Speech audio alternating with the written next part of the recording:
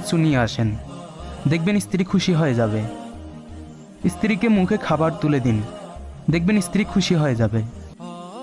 স্ত্রীর রান্নার কাজে সহযোগিতা করুন, দেখবেন স্ত্রী খুশি হয়ে যাবে। স্ত্রীর কোনো বিপদ আসলে মাথায় হাত রেখে সান্ত্বনা দিন, দেখবেন স্ত্রী খুশি হয়ে যাবে।